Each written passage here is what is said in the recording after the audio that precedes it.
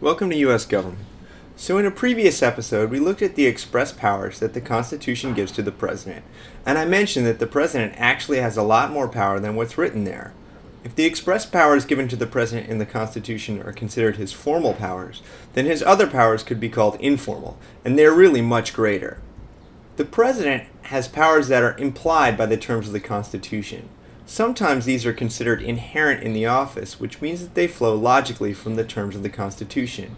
Here's an example. The Constitution in Article 2 says the President is the Commander-in-Chief of the Army and Navy. This is an express power. It is implied that this means he will lead the armed forces when the nation is at war, although only one president, George Washington, has ever led American troops in the field. Presidents have also assumed for themselves the inherent power of the president to use troops when Congress has not actually declared war. Thus, the president can act as commander-in-chief all the time, even when the United States is not technically at war. If you look at most of the times the U.S. has committed troops to battle in the 20th and 21st century, you'll see the president acting as commander-in-chief without a congressional declaration of war.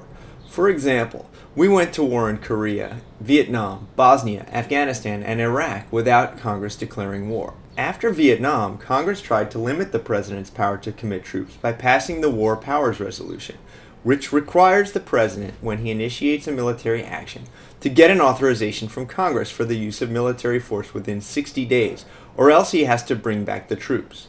In practice, Congress always authorizes the use of force, so it's not much of a check. So the Constitution says that the President has the power to make treaties, accept or refuse foreign ambassadors, and appoint ambassadors and ministers.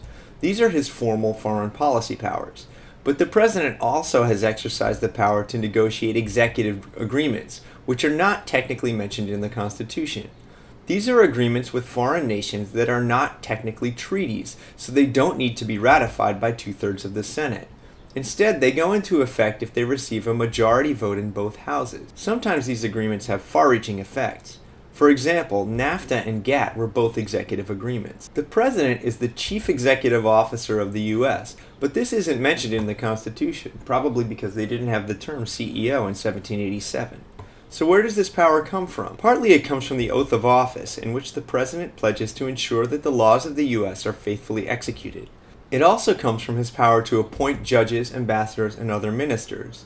It's the other ministers that matter here, since they include the cabinet and pretty much all the other heads of administrative agencies. Obviously, the President is going to shape the political agenda by appointing agency heads that support his policies, but he has an even more significant inherent power to direct the agencies to implement the laws. This is a huge power because it basically directs the way the government acts. The President's formal legislative powers include the veto and the power to convene Congress into special session, and possibly the requirement that he inform Congress of the State of the Union. Since the President rarely vetoes laws, and Congress meets pretty regularly, it seems like these are not significant powers, but in fact the President has a large informal role in legislation.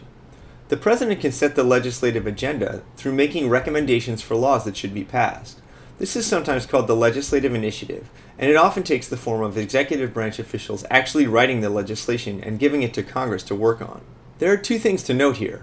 First, Congress often gives up their own power to set the legislative agenda because it wants to avoid responsibility for unpopular policies. Second, the President's power to set the agenda decreases with his popularity. The President has an even more significant informal legislative power, the power to give executive orders. These are presidential directives or rules that have the force of law. They can be overturned by actual legislation or by the courts. Executive orders allow the government to go around the legislative process and act unilaterally.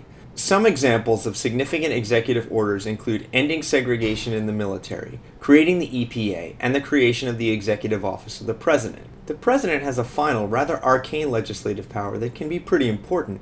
He can impound funds that Congress appropriates for certain policies if he doesn't want to see them implemented. In general, the President can order the bureaucracy not to implement policies he doesn't like, or simply not to enforce a law, although this can get him into trouble. One final power the President has is called executive privilege. It's basically his ability to keep information secret by claiming that it is too important to be revealed. Usually the reason given is national security. Executive privilege is not limitless. It can be overturned by a court order, as happened in the case of U.S. versus Nixon, where the Supreme Court ordered the president to turn over tapes of his conversations with White House aides that related to the Watergate scandal. So I hope I've been able to show you why the president is actually a lot more powerful than the Constitution would have you believe. Often this has been the result of the president seizing the initiative, and this is especially the case during times of war.